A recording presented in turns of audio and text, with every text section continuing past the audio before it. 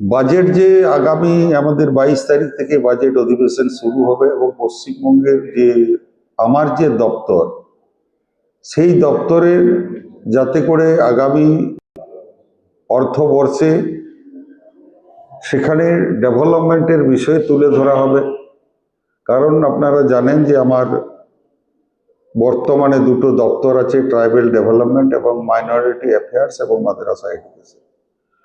সেই দুটো দপ্তরের বাজেটেই আগামী দিন পেশ করব এবং সেই বাজেট পেশ করার পরেই আমাদের অলরেডি কাজ শুরু হয়ে গেছে, কিন্তু আরও বাজেট যখন আমাদের অনুমোদন হয়ে যাবে তখন আরও স্পিড, কাজের গতিটা আরও দ্রুত, কাজের গতি বাড়বে এবং সেটাকে সেই কাজগুলোকে একবারে গ্রাসরুটে আমরা যাতে করে সরকারের পক্ষ থেকে বাস্তবায়িত হয় তার আমরা চেষ্টা করব।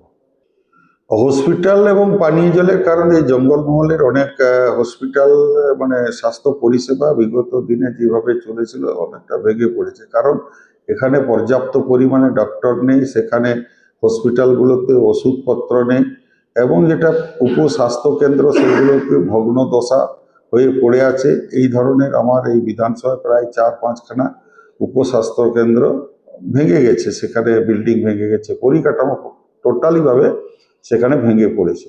তাহলে সেইগুলোর জন্য আগামী এই বাজেটে সেটাও ধরা হবে এবং আগামী দিনে আপনার সেই যেগুলো ভাঙা উপস্বাস্থ্য কেন্দ্র সেগুলো পুনরায় নির্মাণ করা হবে। এবং এখানে যে আমি এখানে অলরেডি 3টি হসপিটালেই ভিজিট করেছি আমার বিধানসভার অন্তর্গত, এবং সেখানে যে সমস্যাগুলো দেখা দিয়েছে সেই সমস্যাগুলো আমরা দ্রুত নিরসন করব।